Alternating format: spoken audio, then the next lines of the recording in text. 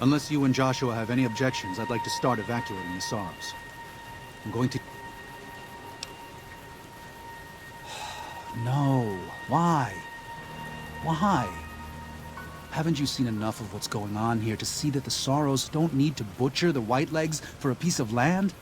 What Joshua wants is more than an attack. He wants a slaughter. And he needs more than you and the dead horses to do it. The Sorrows can't be pushed into this.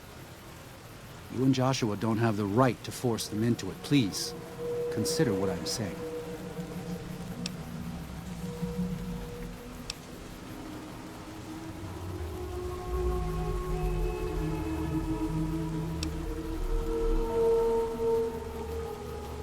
I've already explained to them that we're leaving. They've accepted it. What is Joshua going to tell them about being a warrior? What are you going to tell them about how to live with themselves after they got lost in the moment, killed someone who didn't deserve to die? Or does that not matter? Is that just an acceptable consequence if it means holding on to this valley? Maybe there is no place left in this world for mercy. But even if it tramples me into the dust, I will never accept it. And I will never condone it. Joshua must be waiting for you. I'll stay here with the others as I told them I would.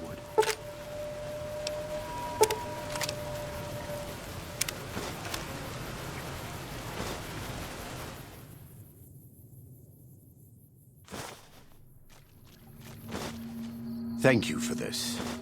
I know Daniel doesn't approve, but destroying the Whitelegs is the only way to ensure the Sorrows can remain in Zion.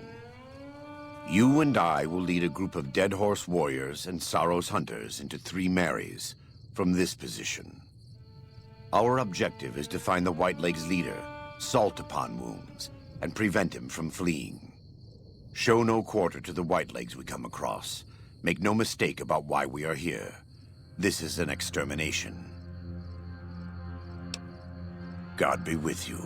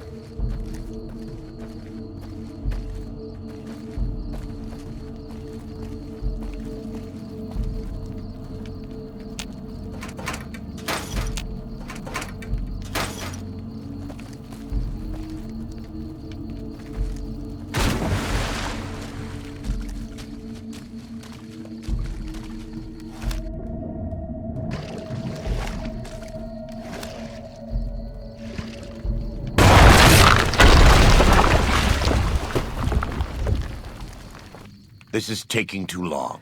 We can't let salt upon wounds escape. I'm going to find a way around. God willing, we will finish this together.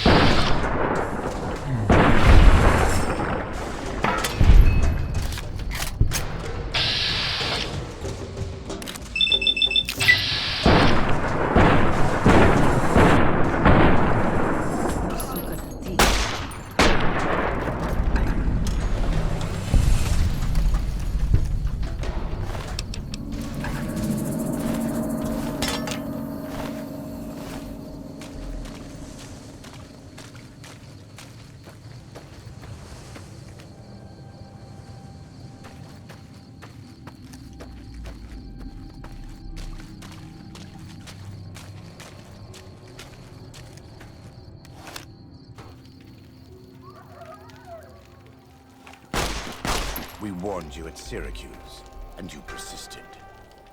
You took advantage of us at New Canaan to drive us out. And like the dogs of Caesar you are, you followed us to Zion. And now you stand on holy ground, a temple to God's glory on earth. The only use for an animal in our temple is sacrifice. Kale wachane conserva o. You understand me, don't you? Don't you? Outman. Kunaman mad. He killed all white legs. You talk. You stop!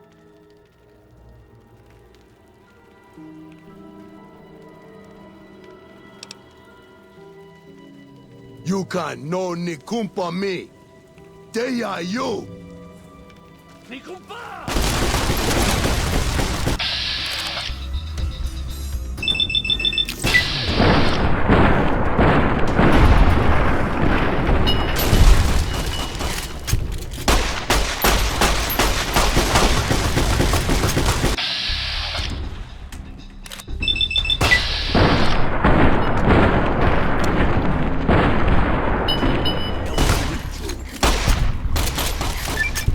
It's the same end he would have met if he had died on his knees. But I suppose this was for the sake of the dead horses and sorrows. Still, thanks to your help and the grace of God, the White League won't be troubling Zion anymore. Let's go find Daniel. Tomorrow we'll be here soon enough, and there is much to do.